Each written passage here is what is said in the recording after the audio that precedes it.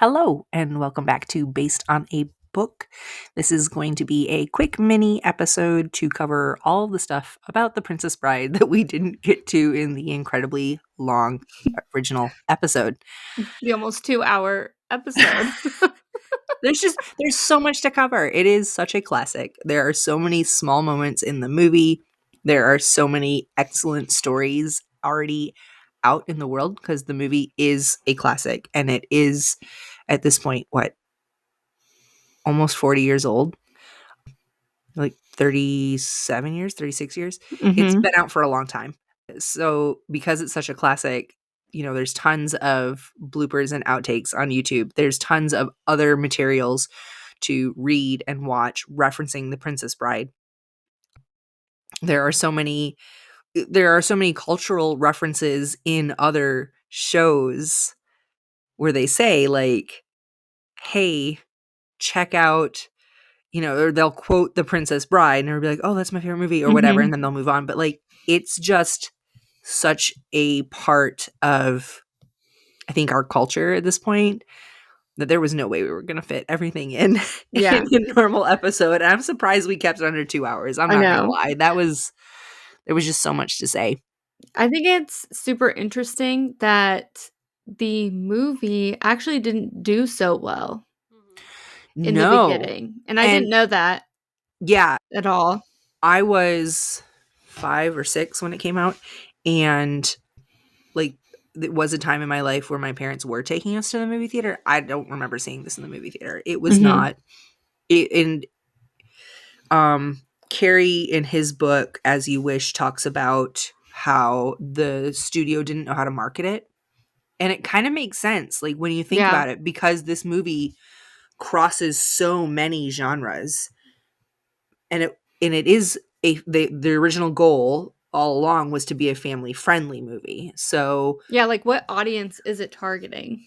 Right. And it's kind of targeting everyone. Yeah. But how do you market to everyone? From a marketing standpoint, I can understand why that was complex. Because even now when you look at it, like the cover of As You Wish is a picture of Cary dressed as the man in black with a sword, right? So we're thinking like it could potentially be a pirate movie.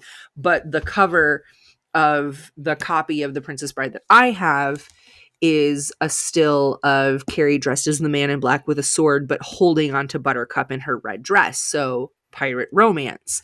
At no point do we get in there anything about revenge or anything about giants or anything about, the zoo of death or, so like it's very, I don't know, or like the comedy, because the movie is hilarious. The book is also hilarious. Yeah. But how do you market that? You can't market this as a comedy, but it's got Billy Crystal in it. Yeah. They were talking about how it was difficult. They weren't even making the movie trailers right. Right. Because how do you can't fit what this movie is in a minute and a half.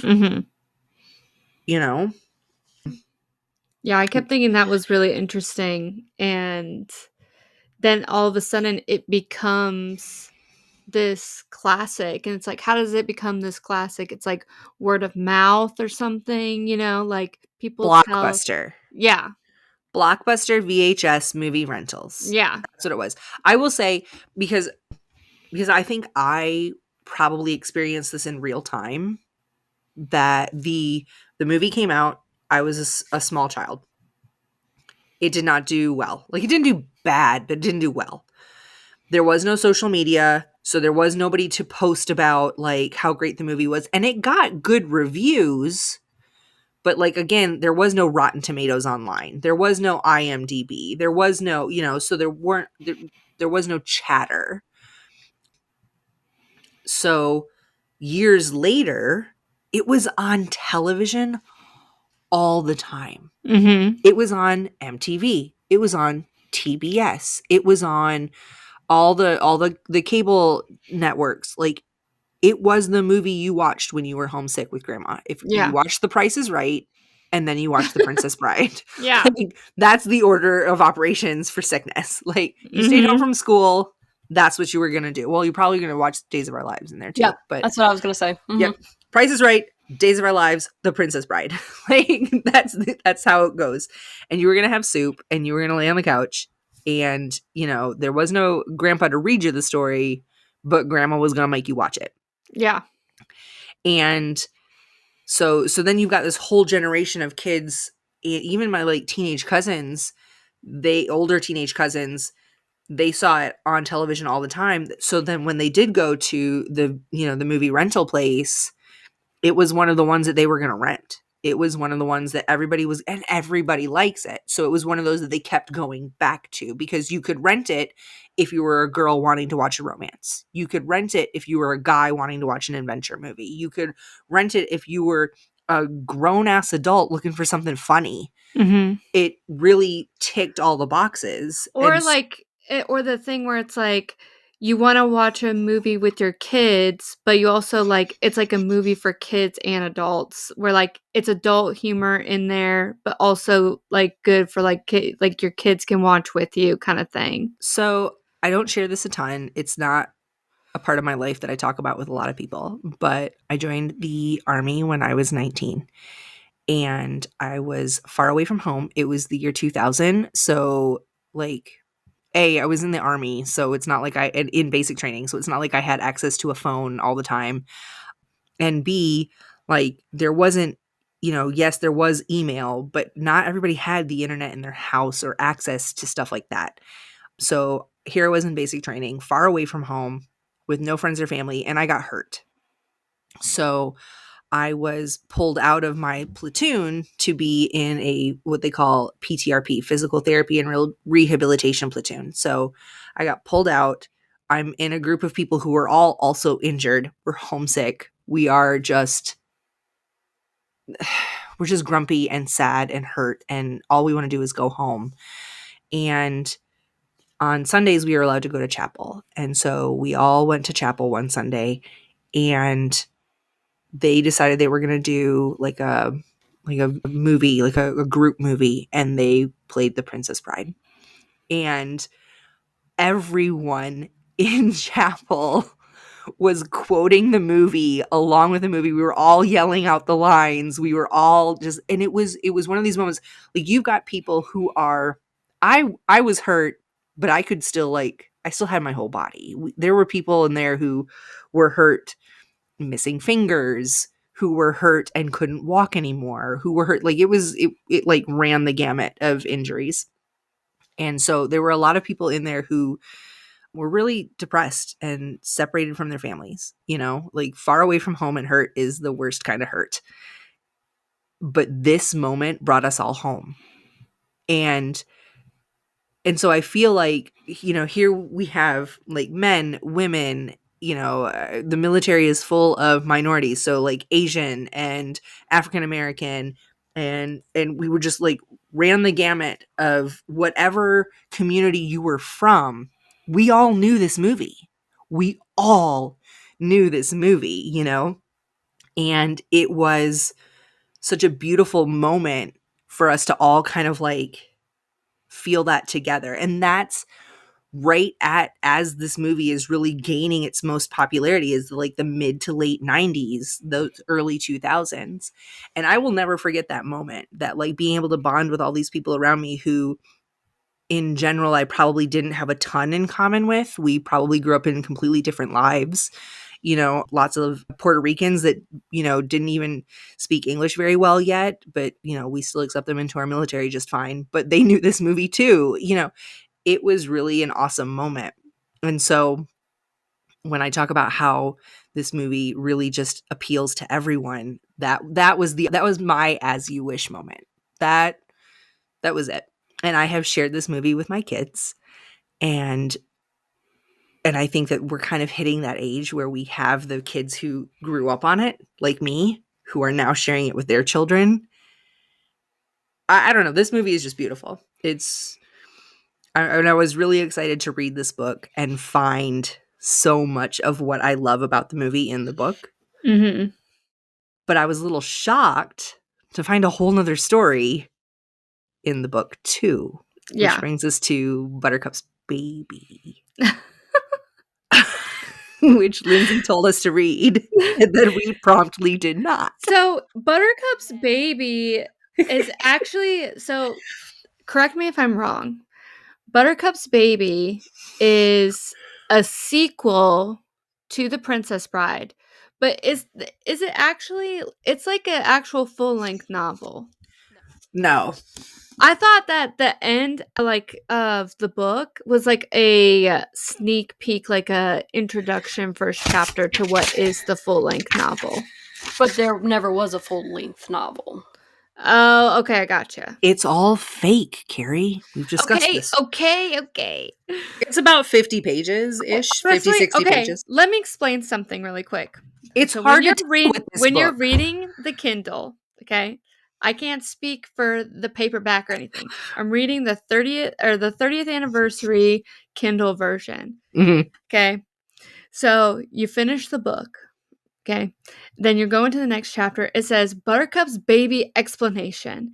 And it's going in for this long Lord. explanation That's on why I didn't read it. on why Buttercup's baby was made. And it's saying like all this like crazy stuff about like publisher things and like saying why I wrote it or why I didn't write it. But And then there's it's lawyers. but it's not a real explanation. Like, And it's all not fake. real. It's a fake. So it honestly has my mind is it's ruined after this book because I don't understand what's going on. You I don't know what's who's real who. and what's not real. I don't know what's real life. I don't know what's fake. It's gaslighting is what it is. It's all fake. It's all fake. So William Goldman in the book as the narrator has a fat son and a horrible wife. William Goldman in real life has daughters. And as far as 2 daughters, and as far as I know, a wife who loves him just fine. Like, yeah. Oh yeah, the way he's treating his wife in the book is horrible. Well, the way he treats divorced his son. in Yeah. Yeah. Okay, so fake author said he's not writing a sequel, but wrote the first chapter or wrote an introduction.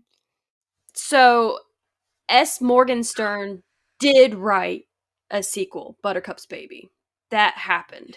Ask Morgenstern, the fake person, wrote a fake book. So William Goldman, a fake sequel. William Goldman was going to abridge Buttercup's Baby, but due to S. Morgenstern's his family, and then his estate's lawyer, with the legal team, they actually fake, gave it to Stephen King. And this is all not true. Fake lawyer. This is all not true. They decided they were going to have Stephen King abridge Buttercup's Baby. I can't do it. William Goldman flies to meet with Stephen King to convince King to let him try to abridge it.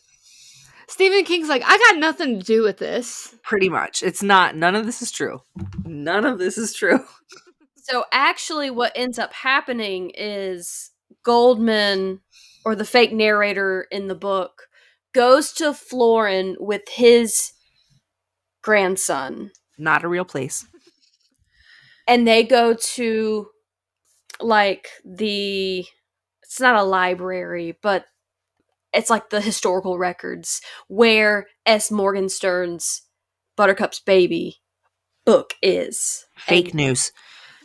And the grandson actually steals it. Not a real person. So that he can take it back to their hotel and look at abridging it before he returns it back to the historical records. Fake historical place. Okay, so what is this Buttercup's Baby about? So immediately at the end of The Princess Bride, when they're all riding off into the sunset, Humperdinck actually does catch up, but there's like chaos, and Wesley is dying because his miracle pill didn't bring him back to life forever. It only lasted for 40 seconds. Because you know what's interesting is that in the book, They actually say in the book that whenever he's creating the abridged version, he talks about how his grandfather stopped it at the kissing scene at the very end. Mm-hmm. But he's like, but really, reading it now, the end is actually like saying that they rode off but you know, they were running away from like Humperdinck for a while, and like they Mm-hmm. were like, it was like actually an ending that could be continued into something. Right. It didn't end at the kissing scene. And that's where Buttercup's baby literally Yeah. So Fezzik is so Inigo's bleeding out because he's been stabbed. Mm-hmm. Wesley's dying because his pill is wearing out, and Humperdinck is on their trail, and Fezzik is trying to bring everyone together because Buttercup is panicking over Wesley dying. So everyone is like with Fezzik, and they come to a fork in the road, and they have to choose which path they go down. And of course, Fezzik always chooses the wrong way. He did it in The Princess Bride, so once Mm-hmm. again, he goes in the wrong direction. They're trying to get back to Buttercup's farm, and they end up going off somewhere else. This is where I forget what happens. Oh, no. They're trying to get to the Dread Pirate Roberts ship. The ship Revenge. Yes, that's what it is. They do eventually escape. They decide they're going to go to this island that's really hard to get to because of the whirlpools. Boats can't cross, you can't swim it. So it turns out that because Fezzik is so strong, he can swim through the currents. So he gets them to the island, and they're living on this island away from Humperdinck. And What? Buttercup gets pregnant. You get a little backstory on Inigo and what he was doing while he was training to become the wizard fencer that he is now. The backstory is that he ends up he's almost like a farmhand like Wesley. He's like I guess like a servant. Yeah. And he meets a girl, and she's like, let's sneak into this party. And they sneak into the party, and it turns out that it's actually her party. That's her father. And No, okay, I read this part. And yeah, so she sneaks she sneaks him into the party, and then he's confronted by her father, well, who he doesn't know is her father, and he's the count or whatever. And then he's all like, "My daughter's good for nothing" or whatever, and she runs off. The count runs off, and then he's all like, "You lied to me," and she was like, "Listen, I can't trust anybody because if they all knew I was a countess and rich, like they treat me differently, and they say they love me, but they don't really love me. They just love my money. But now I know that you love me from who I am, and I also love you too. So I threw this party for us." And he's like, "Okay, let's dance." Which, Okay, break all it right. down. And then they kiss, and then he goes off because he has to avenge his father, obviously. Obviously. Back on the island, Buttercup is having the baby. Obviously, they're on an island, so, complications. Is this the Island of Despair? I don't know. Somebody said something about the Island of Despair in the little bit that I read. I don't know what that's about. Anyways, That's probably it, because there's only one island and they're on it. So. Oh, okay. All right.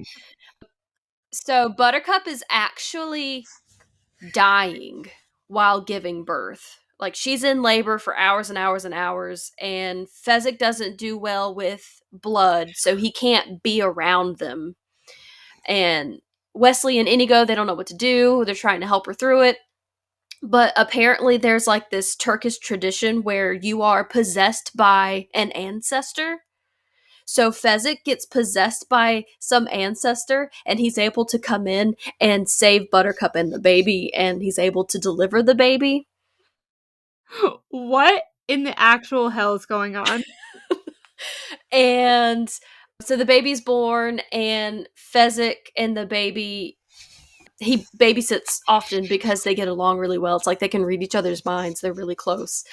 But she calls him Shade because he blocks the sun. I didn't know why. It's because he was so big, he blocks the sun. They're on an island. He blocks the sun for her. Oh my god. okay.